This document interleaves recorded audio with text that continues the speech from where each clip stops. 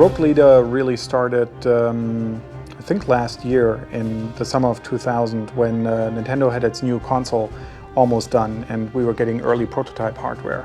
And at that point in time, everybody, having worked on Battle for Naboo, an Episode 1 game for the Nintendo 64, here at Factor 5 decided, hey, now is the time to do a follow-up to our most successful game up to that date, which was Rouge Squadron on the Nintendo 64. And Gamecube, as the machine wasn't even called at that time, was really perfect for envisioning the Star Wars universe or recreating the Star Wars universe, especially the classic Star Wars universe, in a way which never has been possible before in interactive media. And we set out, we had a 19-day time frame for a Japanese trade show called Space World to create a teaser version.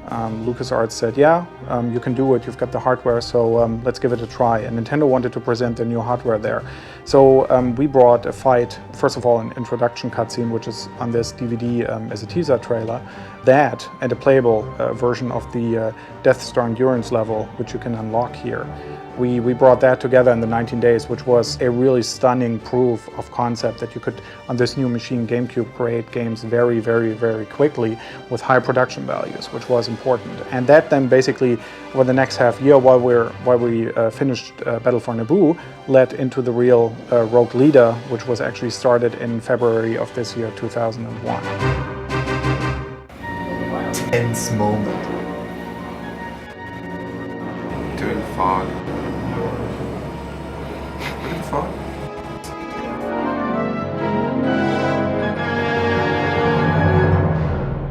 One of the main things why everything had to work out was basically the time frame, because usually nowadays huge games like Rogue Leader take 18 to 24 months to produce, and since we wanted to hit launch of the console, we had to get the game done in 8 months, which is an insane time frame, but we thought it's possible because we've got a very good core technical team. We knew what Gamecube could do. We were one of the first developers in the world to have access to Gamecube, and all the support from Nintendo, which was fantastic. I would like to say they are treating me well here.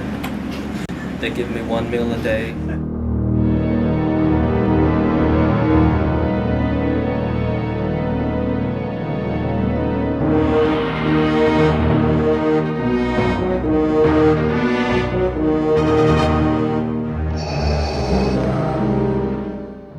The typical game production for this, which is probably pretty much a prototype for how making a game works, started in, I guess, late December of 2000, where basically the team sat down, or a core team sat down. In this case, the mission designers, myself as the director, Brett Toasty, the producer, and then various people who wanted to join. And we sat down and tried to flesh out a design. And at that point, really, the planning with the programming team starts.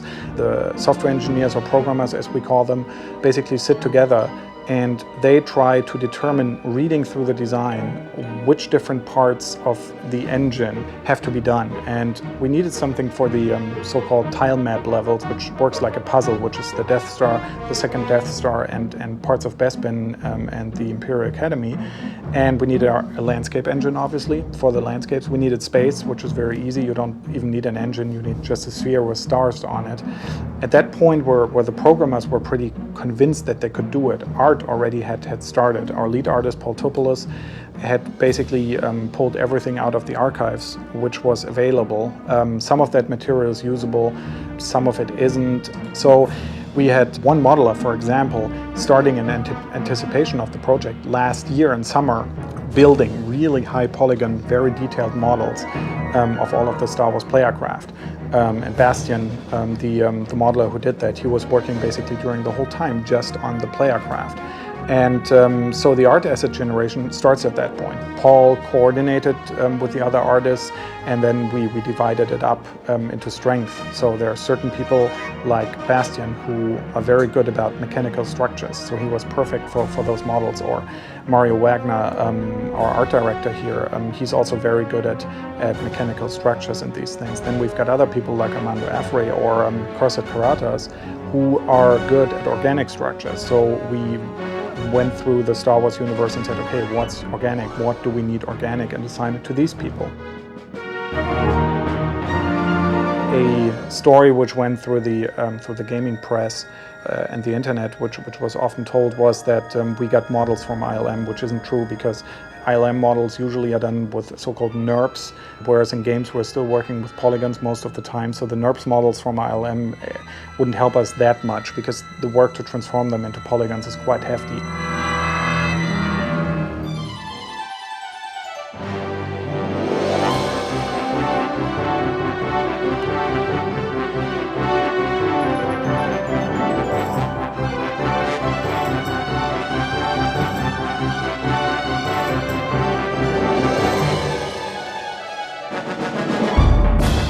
The next challenge then, if you're getting the first art assets together and the programmers have created the basis of your engine, at that point, hopefully the mission designers come in. And Jamie, Al, Chris, and Chris Crawford, our level designers, they basically came in and grabbed all the art assets at the time, and then in a proprietary tool, which we have been using for years and have developed here, are basically grabbing all of these assets and placing them, and they can transform them into a game with the assets which they get from the programmers. So basically, if you've got a TIE fighter, they can tell in the tool the TIE fighter to behave in a certain way. That's in a very crude form the description of how you create a game.